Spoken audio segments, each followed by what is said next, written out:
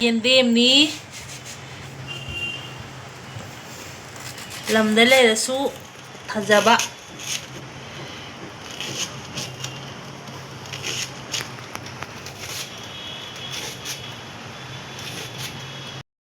Eronba futsarage Eronba mahisi leijare kitang hapabudi dum yare hapcharage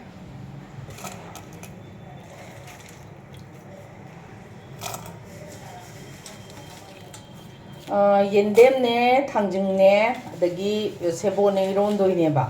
me nga se ma hapchanjarage ironbagi nga Yendem ne achaura jani phajajani yamna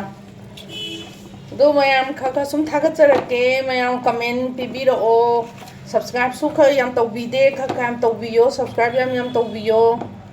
ai adum ngami ga adum ai thagatjarake munle iroma munsale di Thangjink ju fuchallage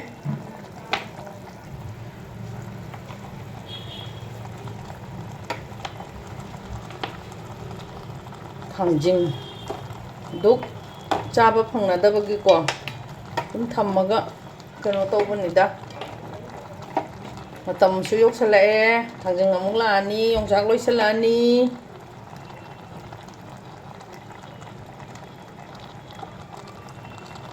Eronba mulle kibra morok mayam se ubada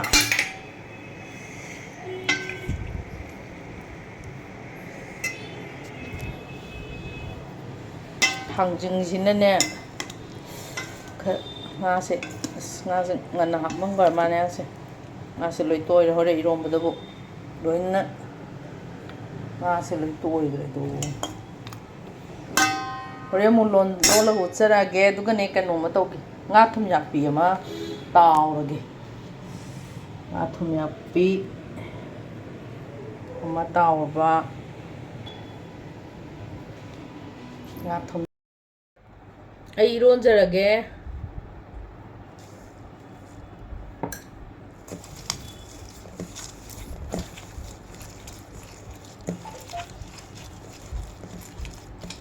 koidi Eronbase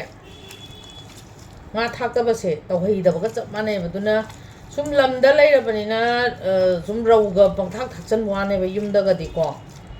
akoidi thaindagi hauna mitei ngamu se thaktaba yade ngari hapcharage mitei ngamu se Eronbagi oina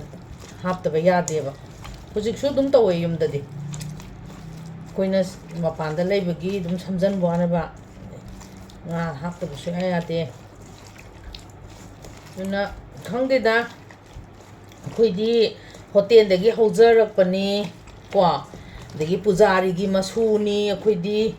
akoi dawdo laimem rajapu sharma do kaino ne koigi buddhachandra maharaj ki ne yamna kaino tawba pujari ne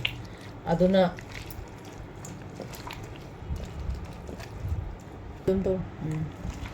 aduna yamna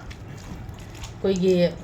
buddhachandra maharaj na akoi dawse aigapu kawe rajbapu kawidana ko aigapu gi kaino na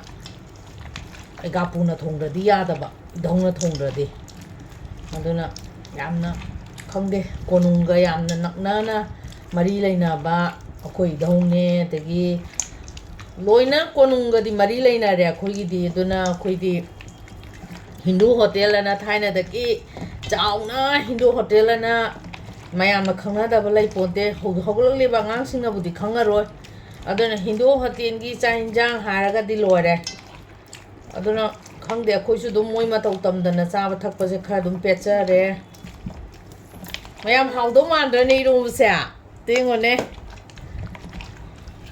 haudo di maleba morok makugase mayamna ge kiba yauna doini do do khad kasu khangde da matamnara khangde akhoi abo khoi do kaimte he tawgide morok na sare idi Pabungsu kaimte he tawgide kanam idhausu tawgide aboksu tawgide kaim he tawgide kanamta imasu masagi khara kano tawraga kano tawani yaradau male mahi se am langbade mo hauroiba ai sum wari khaga sum lijarake ko sum akhoi si kanano do jikan hawalak wangang ji ka akhoi gi wa nataba ai ahlaman singse karino kaino habdo kha sum lijarake kai dei haurei kholei kai do loire mayam Eronba loire morong maku se kha khaman thokjage duga sida maro mapang do suna hapade hauridra ado upai di leitre na kano de he houdre toningo ki hauwe bako haubodo numita grabanina he houdre mayam mathang thongba ngambo oijage Ameka gi mathel na ne mathang thongba ngambo oijage mayam like yam tawbiyo subscribe yam tawbiyo subscribe to khayam tawbiro o ai adum ngami gi thongjage aina ne ai na da na matam khra lepubado aduna kano tawdebo hujikti ngammabanina ai kha dum thongba ngambo oijage mayam ai mayam gi seba su dum tawba hojare huji loina koigi loi piba hojare apam pamba chaning wa mayam na haibira ko punama thongaga piba kha ngamjaba ngamme hujikti na mayam dum order tawbirak ko su dum yarani Mumbai da Kalina da loina ma ado mayam Ameka gi mathel bu nuksibiduna like tawbiyo share tawbiyo subscribe tawbiyo ko comment yam pibira o do mayam bu Ameka gi mathel na khurumjari loijare Ameka gi mathel gi yendem ne thangjing ne sebot ne Eronba ado mayam kon ba leitab do kon na bang sem sari baina mithi mana ne fadigom ne degi nakupi ne tawraga adegi sina kaino ni ko nga thum ya pi atawa mayam Ameka gi mathel bu nuksibiduna ko subscribe tawbodo yang kaubi ganu ko dum ta kaubi no subscribe yam tawbi ko